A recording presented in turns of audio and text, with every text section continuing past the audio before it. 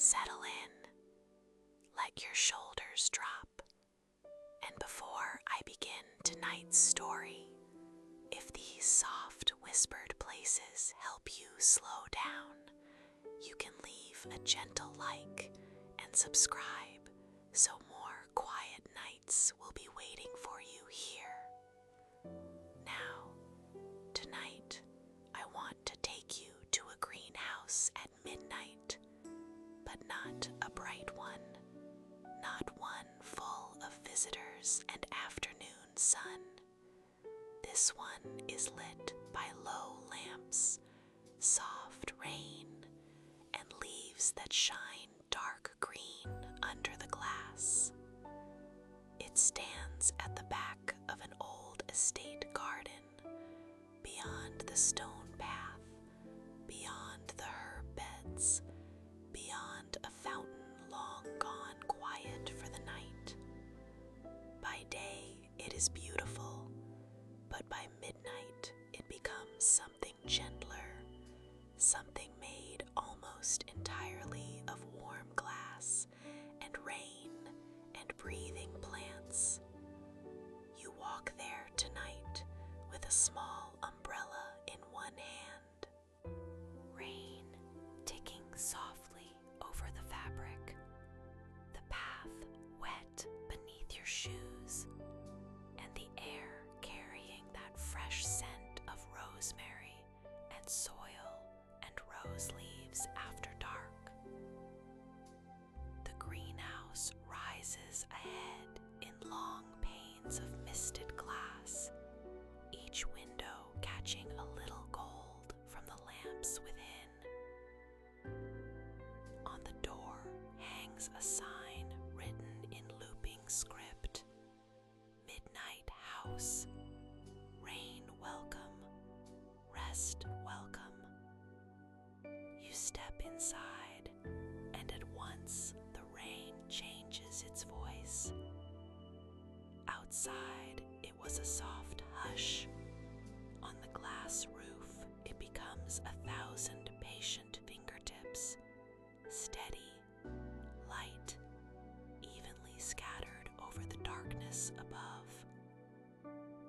The whole place smells wonderful: wet leaves, jasmine, citrus blossom, warm earth in deep clay pots, and that green growing scent that seems to lower the pulse almost immediately. The central path is laid with pale stone. Ferns spill over the edges. Vines climb the iron frames. And tucked between the larger plants are little tables with candles under glass covers. At the far end, beside a fig tree and a cluster of hanging lanterns, someone has arranged 2 wicker chairs with cushions and a tray already set for tea. You are not alone. A gardener is there, though gardener somehow feels too practical a word for someone moving this quietly among rain-washed leaves. He wears rolled sleeves, a dark apron, and soil on the side of one hand. When he sees you, he nods as if he has been expecting exactly this. The rain is in a slow mood tonight, he says, good for resting. He pours tea without asking whether you want some, because of course you do. Mint, lemongrass, a little honey, and something floral that seems to belong to the night itself. The cup warms your hands, and the wicker chair gives just slightly as you sit. Around you, the greenhouse continues its midnight work. Leaves holding beads of water branches making the smallest shadows against the glass. Orchids half open. The fig tree standing broad and calm beside the lanterns. Everywhere you look, something living is resting without being fully asleep. And that feels strangely comforting. The gardener moves about quietly, turning one lamp lower, adjusting a pot beneath a drip, tying back a vine with green twine. His movements never disturb the calm, they deepen it. As if the greenhouse trusts careful hands and slow rain to keep everything in order. After a while, he returns with a folded cloth and places it across your knees, warm from the radiator pipe beneath the bench. For the part of night when thoughts start giving up, he says,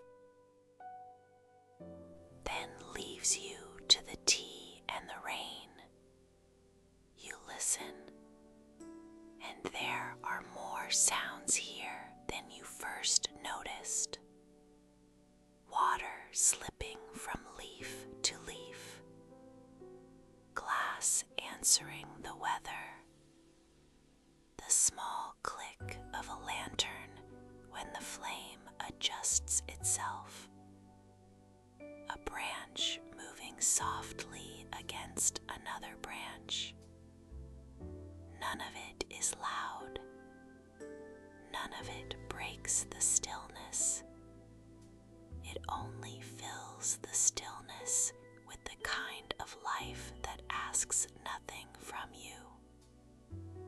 You begin thinking of the day, but only briefly. The greenhouse makes it difficult to stay tense for long.